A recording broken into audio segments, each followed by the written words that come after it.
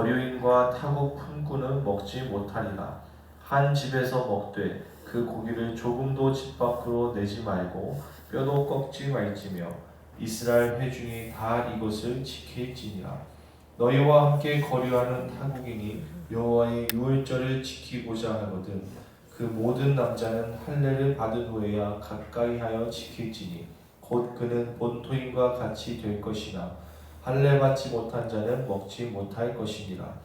본토인에게나 너희 중에 거류하는 이방인에게 이 법이 동일하니라 하셨으므로 온 이스라엘 자손이 이와 같이 행하되 여호와께서 모세와 아론에게 명령하신 대로 행하였으며 바로 그날에 여호와께서 이스라엘 자손을 그 무리대로 애굽 땅에서 인도하여 내셨더라. 아멘. 오늘 우리가 읽은 출애굽기 12장 43절로 51절까지의 말씀은 유월절 규례에 대해서 추가된 내용입니다. 특별히 어떠한 자가 유월절 규례를 지킬 수 있는지 그 내용을 담고 있는데요. 이것은 이스라엘 백성들이 출애굽할 때 이스라엘 백성들만 나온 것이 아니잖아요. 우리가 이전 본문에서 보았듯이 수많은 잡족들이 함께 섞여서 나왔단 말이죠. 그 가운데 하나님의 백성 공동체는 어떤 자들인가? 하나님의 백성 공동체는 어떤 공동체인가? 이 오늘 본문을 통해서 우리가 좀 생각해 볼 수가 있습니다. 오늘 보면 유월절 규례는 이방 사람은 먹지 못할 것이다 이렇게 이야기하고 있어요. 그러니까 이스라엘 백성들과 함께 출애굽하였고 이스라엘 백성들과 함께 광야 생활을 지나고 있지만 이 유월절 규례를 지킨다는 것은 이스라엘 백성 공동체에 속한다는 것이고 그것은 하나님의 언약 백성 공동체에 속한다는 것인데 그 하나님 언약 공동체에 속하는 자들은 아무나 속할 수 없다라는 것입니다. 첫 번째로 오늘 우리가 나눠야 될 하나님의 언약 백성 공동체는 구별된 공동체라는 거예요. 그래서 어떤 자들은 먹을 수 있고 어떤 자들은 먹을 수 없고 어떤 자들은 유월절 규례에 참여할 수 있고 어떤 자는 유월절 규례에 참여할 수 없습니다. 굉장히 구별된 공동체임을 오늘 본문을 통해서 우리가 볼 수 있는 것이죠. 이 구별됨은 굉장히 중요한데 이스라엘 백성이라고 해서 무조건 이 공동체에 속해지는 게 아니었어요. 또 반대로 이방인이라고 해서 무조건 이 공동체에서 제외를 당하는 것도 아니었어요. 무엇을 받아야 됐어요? 할례를 받으면 참여할 수 있는 거예요. 그러니까 이스라엘 사람이더라도 할례를 받지 않으면 어떻게 해요? 이 유월절 규례에 참여할 수가 없어요. 반대로 이방인일지라도 할례를 받으면 이 유월절 규례에 참여할 수 있다라는 것이죠. 그러니까 이 구별된 공동체라는 것은 이방인과 이스라엘 민족을 구별하는 그것이 아니라 어떠한 자든지 할례를 받으면 하나님 언약 공동체로 들어올 수 있다는. 그럼 할례라는 것은 무엇입니까? 창세기 17장에 나온 것인데 하나님의 언약의 표징이라는 거예요. 할례라는 거. 그러니까 몸에 나는 하나님의 언약 공동체입니다라는 것을 표시한 거예요. 몸에. 근데 사도 바울은 이것을 우리가 할례를 받을 필요가 있다고 해요, 없다라고 해요?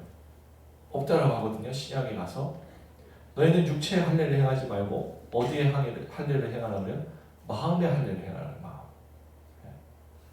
너희가 육체의 할례를 행하고 하나님을 받아들였다라고 얘기하지만 정작 삶 가운데 하나님을 받아들인 삶의 열매가 맺지 못하는 그런 삶을 살지 말고 마음으로 진정 할례를 받아 하나님을 마음으로 중심으로 진정 받아들임으로 말미암아 회개하고 하나님의 백성 공동체로서의 삶을 살아야 된다는 것입니다. 그러면 하나님의 백성 공동체는 구별된 공동체인데 이 구별은 어디서 시작되는 건가? 신앙에서 시작되는 거예요. 신앙. 그러니까 이스라엘인이라고 해도 하나님을 받아들이지 않으면 하나님 백성 공동체라는 거예요? 아니라는 거예요? 아니라는 거예요.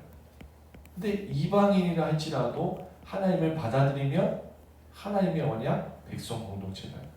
그러니까 하나님의 언약 백성 공동체는 혈연이나 지연이나 학연이나 이런 것으로 이루어진 것이 아니라 하나님을 받아들이냐, 하나님을 여호와로 받아들이고 인정하느냐에 따라서 달라진다는 거죠. 그래서 오늘 본문에 보면 이방 사람은 43절을 보면 이방 사람은 먹지 못할 것이다. 45절을 보면 거류인간 타고 품꾼은 먹지 못할 것이다. 이렇게 얘기해요.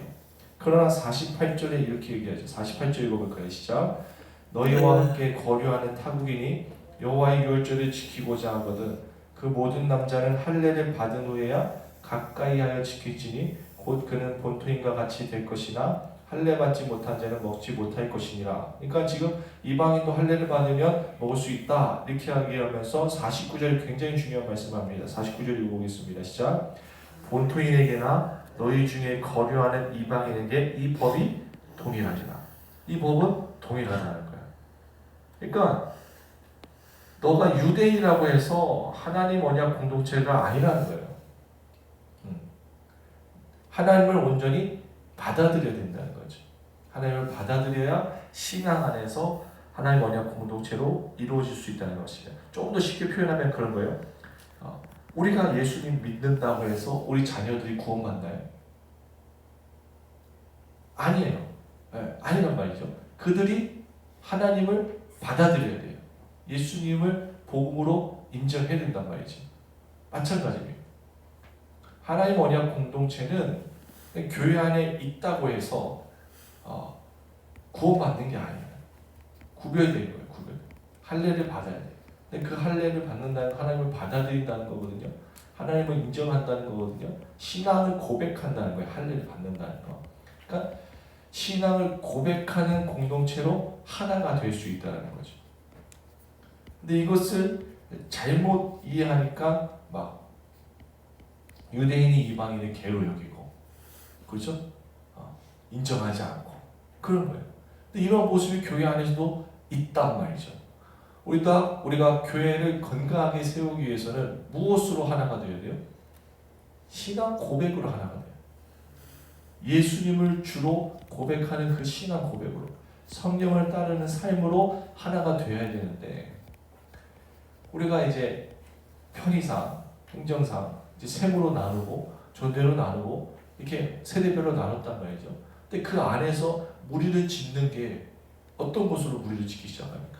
혈연, 지연, 학연, 취미생활 그런 것들로. 그러면 하나님께서 기뻐하시는 공동체의 본질을 회복할 수는 없는 거죠. 그것이 불필요한 것은 아닙니다. 필요합니다. 필요하지만 그것이 본질이 될 수는 없습니다.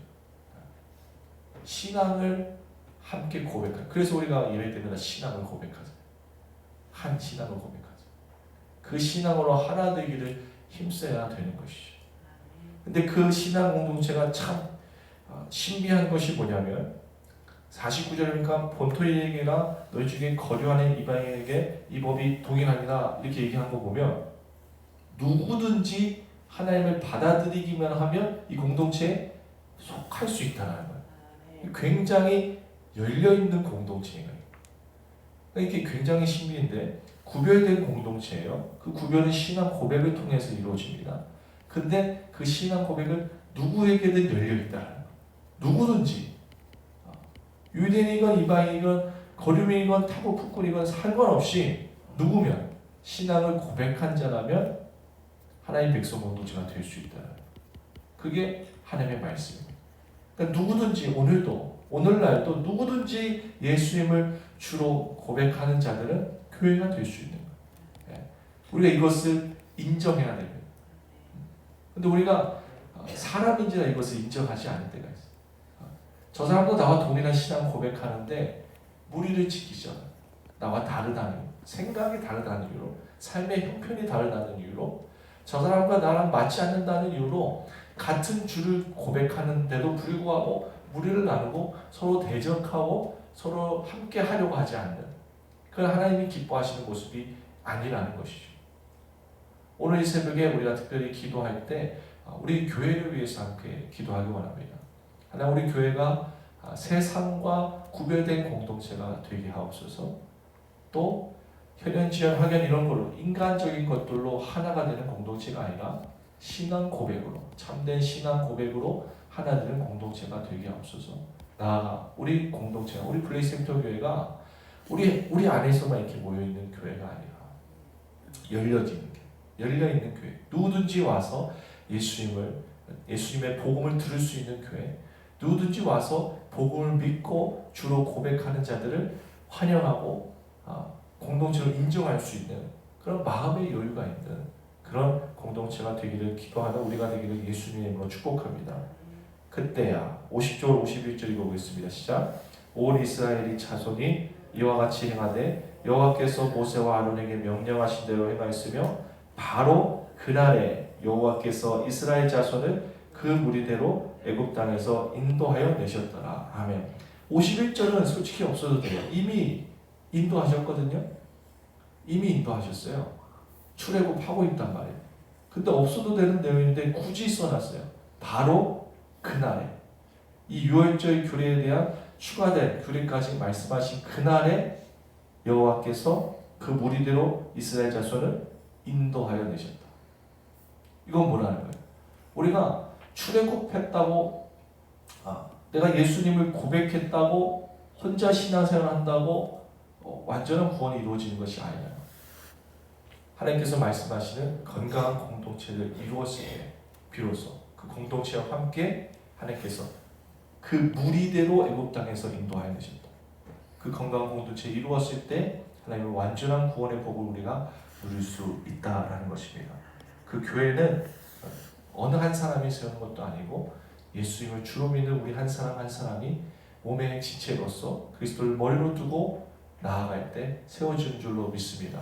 두 가지를 기도했으면 좋겠어요. 주님, 우리 교회가 하나님께서 기뻐하시는 그런 신앙 공동체로, 열려있는 공동체로, 구별된 공동체로 세워지게 하옵소서. 나아가 두 번째로 주님, 내가 예수 그리스도를 머리로 몸된 지체로서 마땅히 감당해야 될 것들을 잘 감당하고 몸을 한 몸으로 이루는데 힘쓰는 그런 자가 되길 바라고 이 새벽에 기도하는 우리가 되기를 예수님으로 축복합니다. 함께 기도하겠습니다. 살아계신 하나님 아버지, 하나님의 그 백성 공동체의 모습이 어떠한 것인지 오늘 말씀을 통해 가르쳐 주시니 감사를 드립니다. 하나님의 언약 공동체는 구별된 공동체였고 민족적 공동체가 아니라 현현, 지연, 학연, 인간적인 기준으로 하나가 되는 공동체가 아니라 한 신앙 고백 아래 하나가 된 공동체였으며 이 공동체는 누구에게나 열려있는 공동체였습니다. 아버지, 우리 몸된 교회가 구별된 교회가 되게 하여 주시고 한 신앙 고백으로 하나가 되는 교회가 되게 하여 주시며 온 지역사회에 열려있는 교회가 될 수 있도록 하나님 도와주옵소서. 나아가 이러한 교회를 세우기 위해 예수 그리스도를 머리로 모시고 신앙하는 우리가 되게 하여 주시고 몸된 지체로서 서로를 또한 돌아보고 격려하여 주님의 몸된 교회를 세우는 그러한 성도로 나아갈 수 있도록 이 시간 은혜를 베풀어 주시옵소서.